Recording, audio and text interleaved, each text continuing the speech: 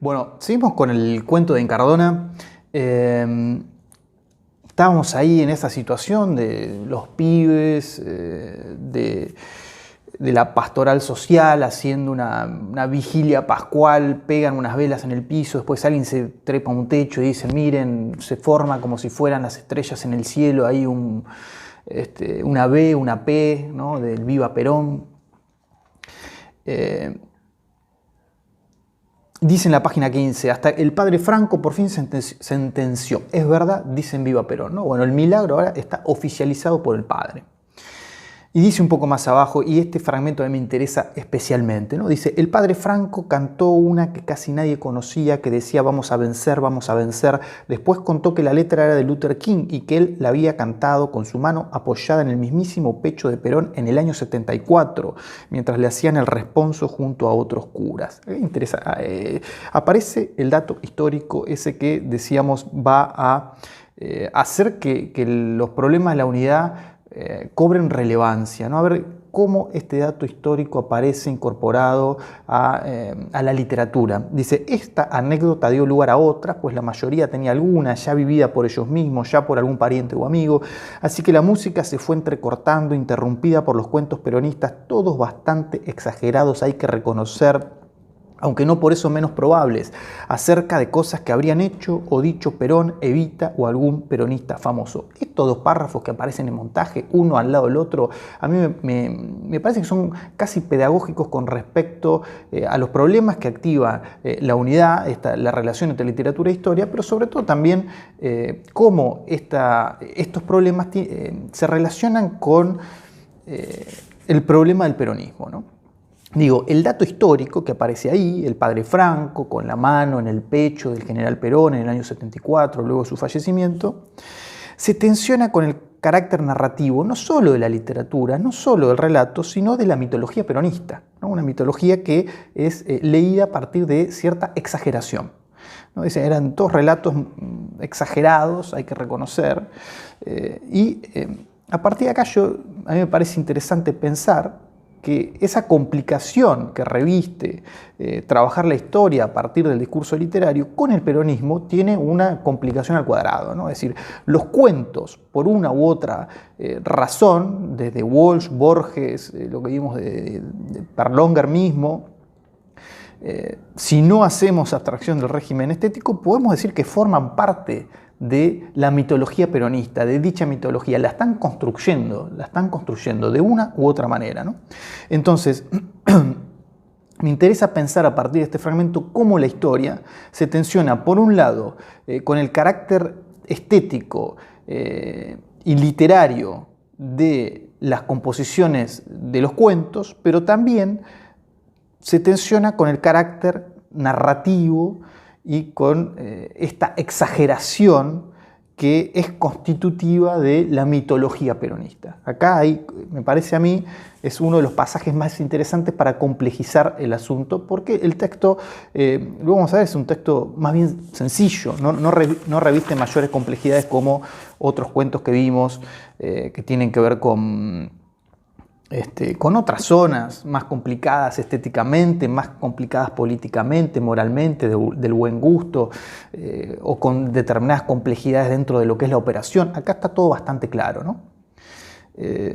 ¿Y qué tiene que ver con el tipo de literatura que construye Incardona? Es prácticamente una literatura juvenil, por eso a mí también me interesaba incorporarlo para mostrar esta fuerza expansiva del peronismo dentro de la literatura que abarca estas distintas zonas. Este es un cuento que funciona muy bien en el secundario por esta característica del Bildungsroman que yo les decía un poco en el video anterior. Dice más adelante, habíamos empezado la vigilia pascual, ¿no? Esto es pasar del sábado santo a la madrugada del domingo de resurrección, ¿no? Hacer este pasaje de toda la noche.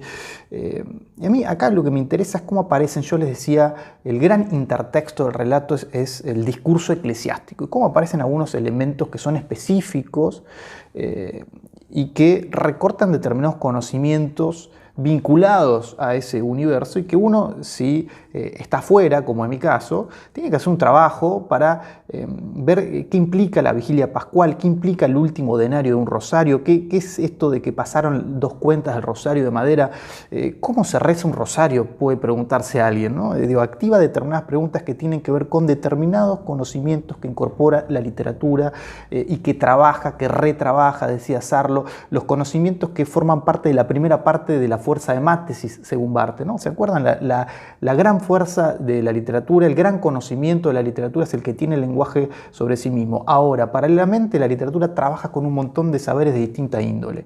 Bueno, acá la literatura incorpora el saber religioso, el saber de determinada zona del catolicismo. A mí eso me parece interesante. Si en Perlonger teníamos que hacer un trabajo para entender esa jerga vinculada al mundo del delito, al mundo de las drogas, bueno, acá hay que hacer por momento determinado trabajo con el universo del discurso bíblico, ¿no? Vamos a ver un poco más adelante eso. Entonces dice, a eso de las 5 de la mañana sucedió algo insólito. Rezábamos un rosario misionero a la Virgen Villera cuando en el último denario un chirrido fuerte empezó a contestar las Ave María, ¿no? Hay como un segundo milagro a partir de este primer milagro que apareció. Están rezando y le contestan los grillos y después aparece una nube de grillos.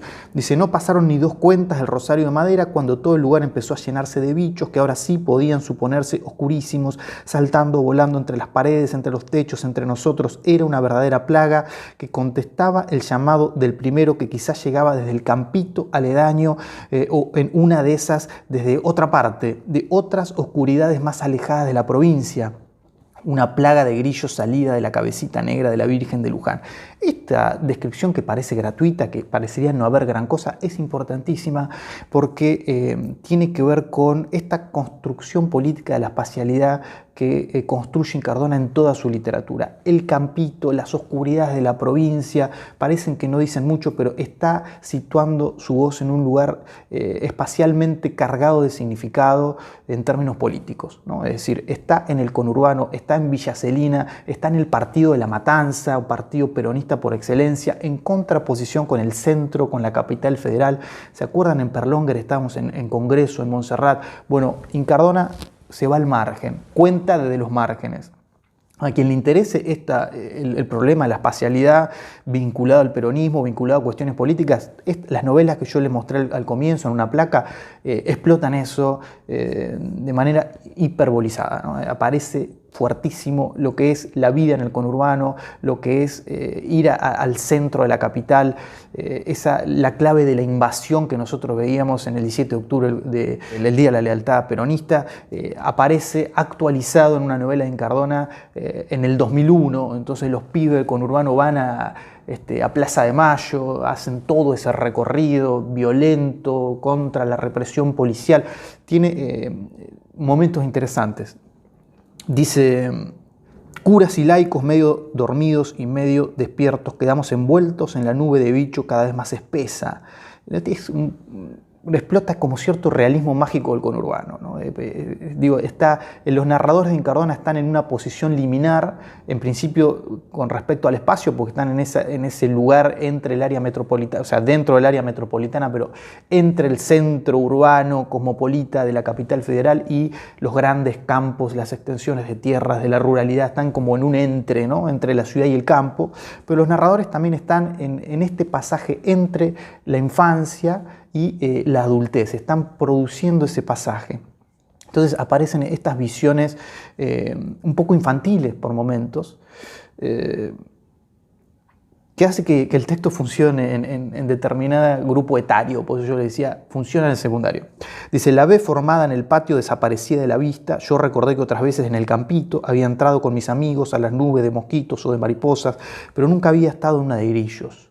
Dice, era el milagro, se ponían de acuerdo que todavía no se había acabado, el milagro de la ave que atraía a los animales de los alrededores como los lobos y las palomas en Asís, como las cabras y las ovejas en Fátima, ¿no? Otra vez el gran intertexto, les decía yo, es la narrativa eclesiástica, es el discurso religioso, el discurso bíblico, ¿no? Uno ahí se pregunta, bueno, ¿qué pasa con San Francisco de Asís? ¿Qué pasa con la Virgen de Fátima? ¿Qué tiene que ver con las palomas? ¿Qué tiene que ver con las cabras, con las ovejas? Bueno, hay un conocimiento que la literatura está incorporando y que requiere de uno que haga una investigación específica con respecto a los sentidos que está construyendo el texto en esta intertextualidad, ¿no? Y que deriva en esta fusión de lo político con lo religioso.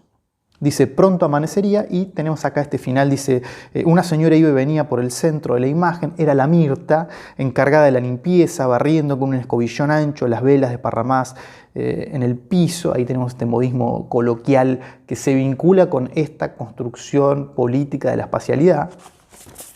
Y termina, dice, Dios mío, no haga eso, doña, ¿qué hace? Los pibes ahí del techo le gritan, ¿no? Se despertaron y ahí estaba la mujer barriendo. Y dice, pero ¿cómo que estoy haciendo, mijo? Estoy barriendo este desastre, ¿no? Y termina. Este es el cuento de Incardona, no reviste mayores complejidades.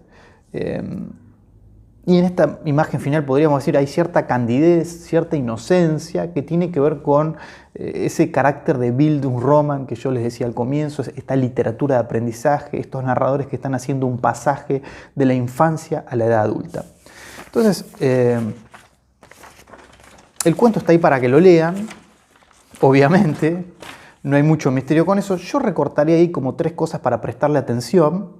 Y para que tengan en cuenta, un poco recapitulando lo que ya vimos, yo les diría, la fusión de lo político con lo religioso es un tema que se puede pensar en el cuento específicamente, pero en las novelas también de Incardona.